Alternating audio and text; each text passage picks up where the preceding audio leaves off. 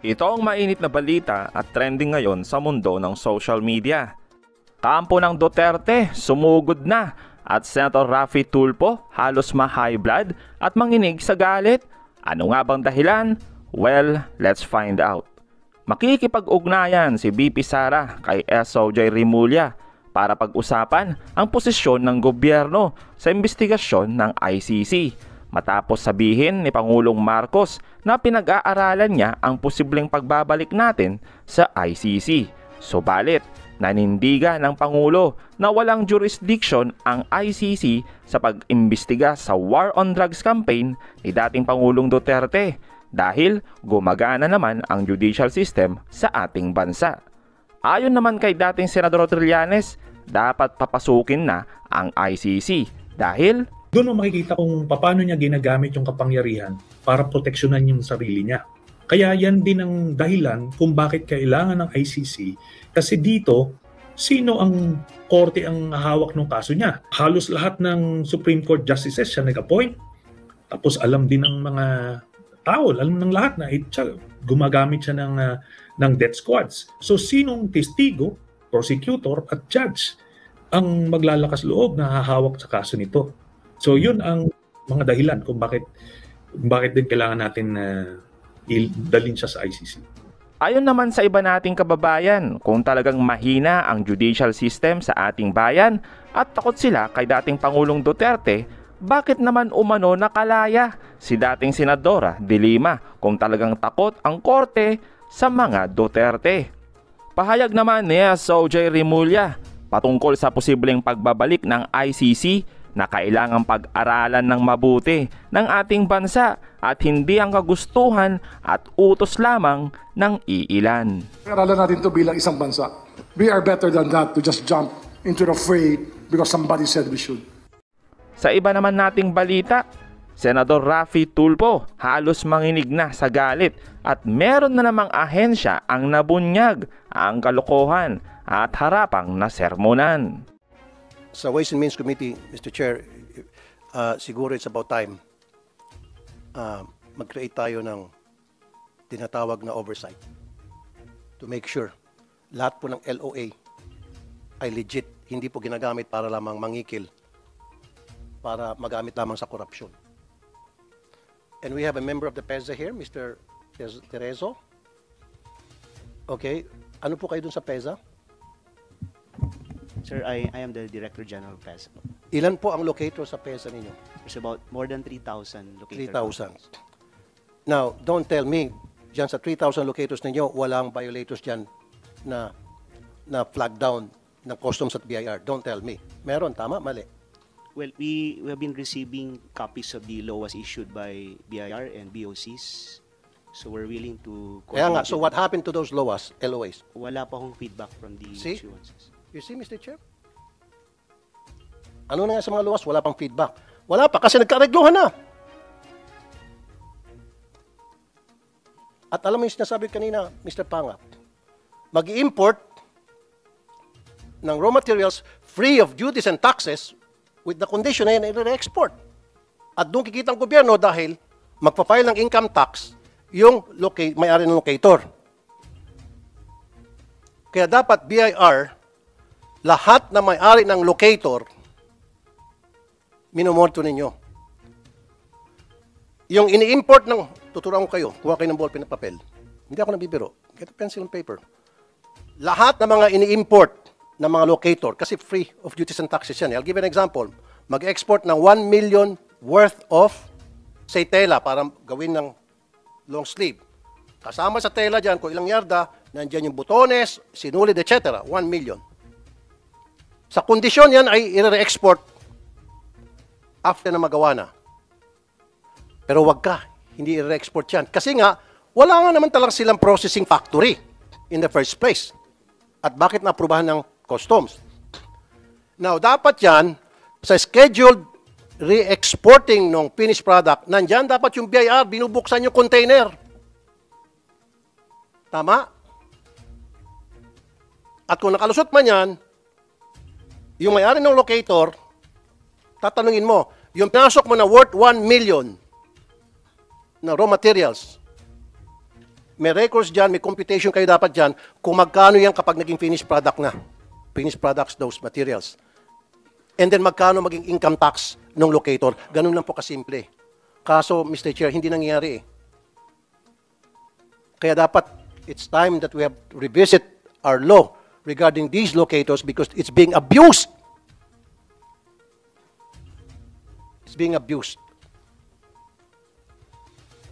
Meron pang isang locator dito sa may bandang Caloocan, Mr. Chair.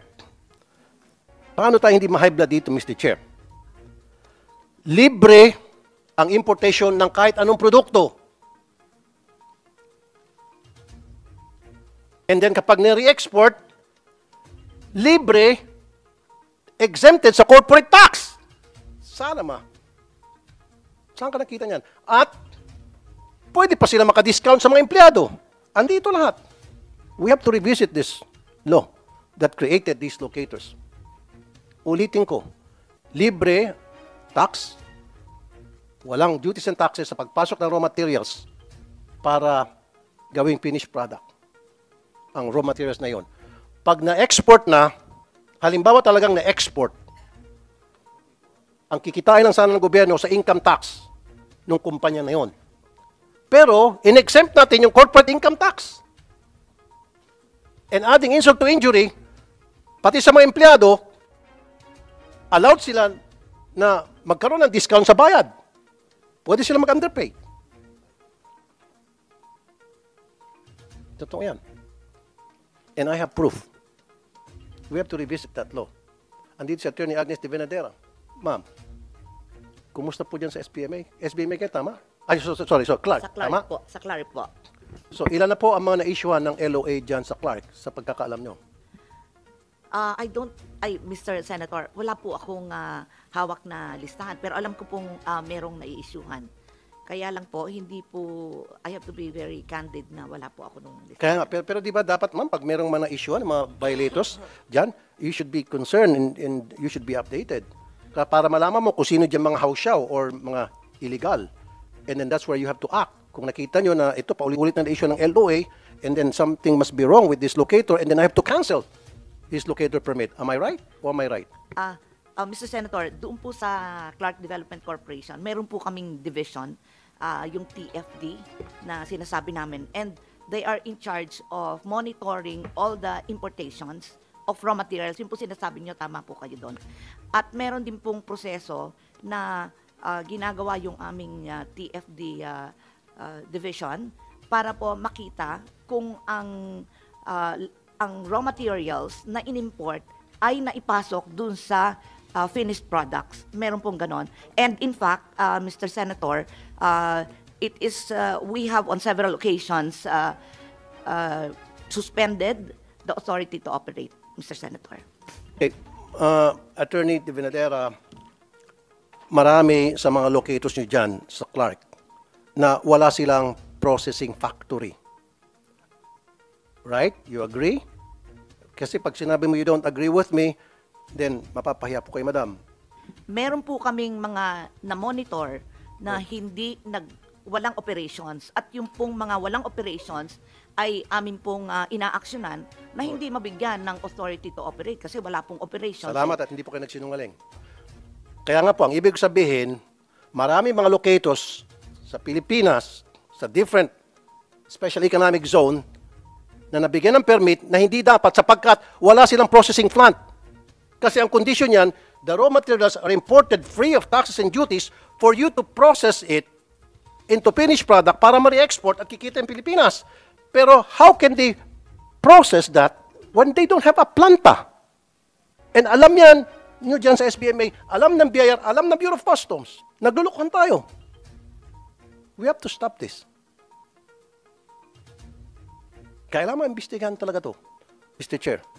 Itong mga free special economic zone, dito po talamak, billions and billions of pesos every year ang nawawala sa gobyerno, andyan sa special economic zone. Ang kumikita lang yung mga smuggler at ilan mga taga-customs at BIR.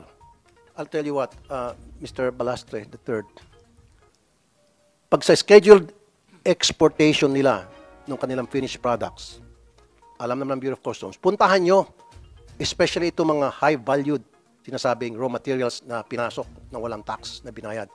Yung scheduled exportation nila, puntahan nyo, pabuksan nyo yung container. 10 out of 10, walang laman yung container. Kung meron man, basura. Kaya ang tawag dyan, ghost exportation or paper exportation. Totoo yan.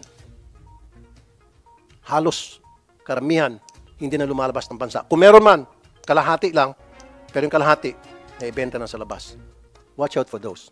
And then, last na lamang, itong sa Caloocan, i-revisit natin yung pagbigay ng lisensya sa kanya. Mr. Chair, free na siya sa pag-import ng raw materials. And then pagdating sa pag-export niya, binibigyan siya ng tax break sa corporate income tax niya. So, lilitaw, zero. Ano pang kinita ng gobyerno natin dito? Adding insult to injury, binibigyan din siya ng break as far as pagsisweldo sa mga manggagawa. Libre pumasok yung kanyang mga kargamento. At kapag inilabas yan, libre din siya sa tax. Anong kagaguhan itong nangyari sa ating bayan? Thank you, Mr. Chair.